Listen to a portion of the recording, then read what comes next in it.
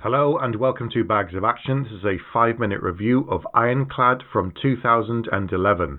The film is directed and written by Jonathan English, and it stars James Purefoy, Brian Cox, Kate Mara, Charles Dance, Paul Giamatti, Mackenzie Crook, Jason Flemyng, and many more. So it's quite a who's who of English actors with the occasional American thrown in for good measure. So what is the film about? On the surface, it feels something like A Dirty Dozen, but with swords and shields instead. That's the feel that I got when I first went into this film and when I read the premise and watched the trailer. And that's what they're trying to go for. The problem is that the film falls somewhere between two stools, because it's trying to be realistic in terms of history, because it's about the siege of Rochester Castle.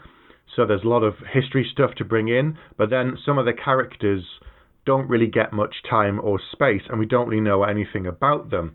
So you can tell that they're just there to fill the ranks almost, to create something interesting. One of the characters that ends up in the siege is someone that they take from the stocks. I can't actually remember his name, even though I saw the film not too long ago, and he doesn't seem to have any real talents except for causing trouble. And they take him with them just because, as far as I can tell.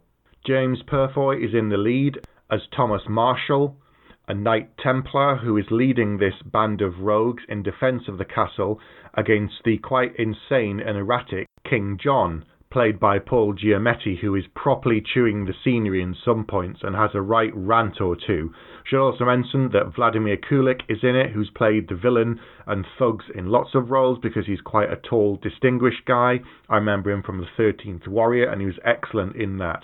In this, he's the leader of the Danes, who Paul Giamatti as King John has hired to lay siege to the castle and reclaim it, because there's lots of squabbling going on between if he really has the right to the throne, and he has apparently agreed to the Magna Carta, and yet he's breaking it with this and attacking the castle and trying to reclaim his own land. So the actors try to do their best with this. There's a lot of shuffling around, there's some really good fight scenes, there's the siege that goes on, but the problem is the film jumps in places. So the siege is moment by moment to begin with and day by day, and then suddenly it's months later, which kind of threw me, because I know they're trying to fit in historical things to show that it takes quite a long time for people to get from point A to point B.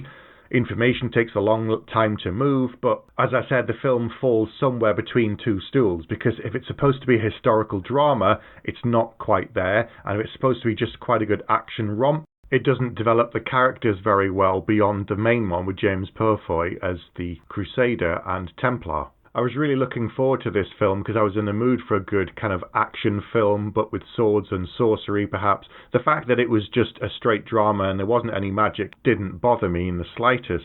But the film takes itself a little too seriously, and so whilst it was very earnest and it was trying to get across the hardship and the sacrifice that these men went against with the insane King John and all of the terrible things that they suffered, we didn't really get to know them enough that I cared about them particularly. It would be easy to say that this film was made in the wake of the success of something like Game of Thrones, except that it was made in 2011, so this was well before the Game of Thrones had reached the height of what it became at the end. So because of all of that, I'm going to say the film is entertaining, but it's not something that I'd particularly go back and revisit, and on this occasion I'm going to give it 2 bags out of 5. The interesting thing is that it did fairly well internationally, that they then went on to make a sequel called Ironclad Battle for Blood in 2014, with the same director and writer, except none of the original stars came back for the sequel. Have you seen Ironclad? If so, what did you think? Get in touch with us and let us know. You can email us, you can join the Facebook group, you can leave a comment below, and of course don't forget to like and subscribe to this channel.